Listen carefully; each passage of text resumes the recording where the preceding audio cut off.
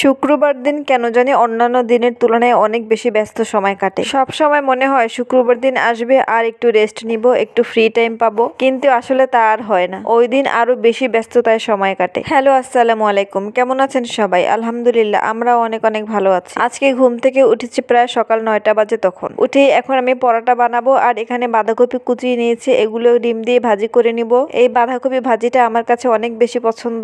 আর চিংড়ি মাছ থাকলে আমি চিংড়ি মাছ দিয়ে ভাজি করে, যেহেতু এখন আমি চিংড়ি মাছ অনেক কম খাই, এর জন্য এটা ডিম দিয়ে ভাজি করব। পরোটার সাথে কিন্তু এই ভাজিগুলো খেতে দারুণ মজা লাগে। আর আজকে কিন্তু ভালোই ঠান্ডা পড়েছে, যদিও বাহিরে রোদ উঠেছে, কিন্তু তারপরে কেন জানি ঠান্ডা ঠান্ডা লাগছে সকাল থেকে অনেক।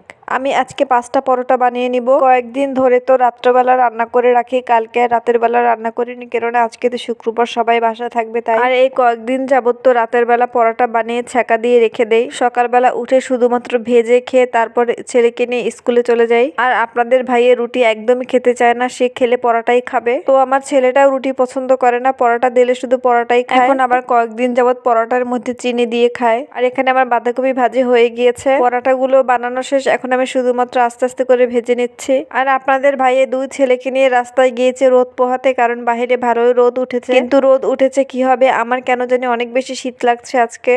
এখন মনে হয় না আর বেশি একটা শীত পড়বে, শীত অনেকটাই কমে গিয়েছে।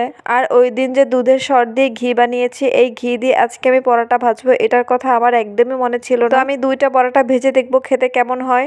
ঘিটা কড়াইতে দেওয়ার সাথে সাথে এত সুন্দর ঘ্রাণ বের হয়েছে যে একদম মনটাই ভালো হয়ে গিয়েছে। ভেবেছিলাম হয়তো ঘিটা খেতে ভালো লাগবে না, কিন্তু না, ভালোই হয়েছে খেতে। চিন্তা করেছি এরকম মাঝে মাঝে দুধের সর দিয়ে ঘি বানিয়ে নিব বাসায়। এমনি সময় আমার বাসায় ঘিটা একটু কম খাওয়া হয়, কেননা আপনাদের ভাইয়া ঘি একদম পছন্দ করে না। আর এখন 2 কাপ কফি করে নিব। ফোম কফি করতে চেয়েছিলাম, কিন্তু ফোম কফি হলো না, একদমই কফির 12টা বেজে গিয়েছে। আর এটা আপনাদের ভাইয়ের জন্য বেড়ে নিয়েছি। তো আমি যেটা ভুল করেছি, প্রথমে দুধ গুলিয়ে নেওয়া উচিত ছিল, কিন্তু কফি মিশ্রণের ভিতরে আমি গরম পানি দিয়ে ফেলি, যার জন্য ফোমটা আর ওঠে না।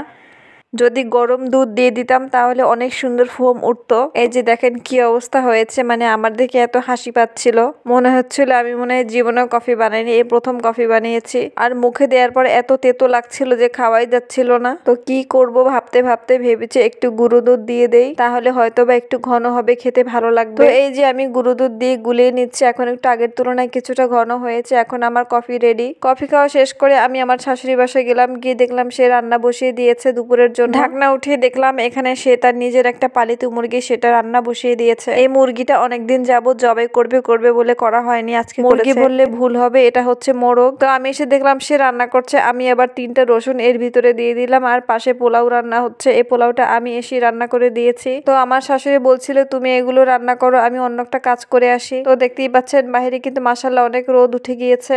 আর এভাবে গোশতের ভিতরে রসুন খেতে কিন্তু অনেক মজা লাগে। আর এটা যেহেতু মোরগ, আর এই মোরগটার অনেক বেশি বয়স হয়েছে, গোশতটা সেদ্ধ হতে কিন্তু অনেক সময় লাগবে, আর এটা খুব ভালোভাবে কষিয়ে নিতে হবে। তো দুপুরে খাওয়া দাওয়া শেষে আমরা একটু শুয়েছিলাম। শুয়ে ওঠার পর ছেলে অনেক কান্নাকাটি করছিল, বলছিল বাইরে ঘুরতে যাবে। তো আপনার ভাইয়ে বলছিল যে এখানে নাকি ছোট্ট একটা মেলা বসে, এখানে আমাদের নিয়ে যাবে। এই যে এখানে এসেছি, এসে দেখলাম একদম ছোট একটা মেলা, মাত্র 3টা-4টা দোকান। তো আজকে আমার ছোট ছেলেটাকেও সাথে করে নিয়ে এসেছি, আর কয়েকটা রাইড। আর রাইডগুলোর যে এত পরিমাণ দাম, তো আমি একটা বেছে বেছে একটা রাইডে উঠলাম। ছেলে এই রাইডটাই উঠবে বলে কান্নাকাটি করছে। তো ছেলেকে তো আর একা উঠানো যাবে না, কারণ সে ভয় পাবে, তো সাথে আমিও উঠলাম। আসলে বাচ্চাদের সাথে বাচ্চাদের মায়েদেরও বাচ্চা হতে হয়। আমি উঠছিলাম আর আপনাদের ভাইয়া ভিডিও করছিল। আমার ছেলে তো বারবার বলছিল মাম্মি আমি ড্রাগনের পিঠে উঠেছি, যদিও আমার বাচ্চাদের রাইডে উঠতে খুব লজ্জা লাগছিল, কিন্তু কিছুই করার ছিল না। আর আপনাদের ভাইয়া বাবুকে নিয়ে বাহিরে দাঁড়িয়েছিল, আর এই মেলা থেকে কেনার মতো কিছুই ছিল না আসলে। আর এখানে আমার ছেলে একটা বাবল কিনেছে, সেই বাবল অনেক বেশি পছন্দ করে। কোথাও গেলে বাবল দেখলে তার মাথা আর ঠিক থাকে না। আর এখানে কয়েকটা খেলনার দোকান দেখেছে, খেলনা দেখে তো সেই কান্নাকাটি, সে সব খেলনা নিয়ে যাবে। তো আজকে এই পর্যন্তই, সবাই ভালো থাকবেন, সুস্থ থাকবেন, আল্লাহ হাফেজ।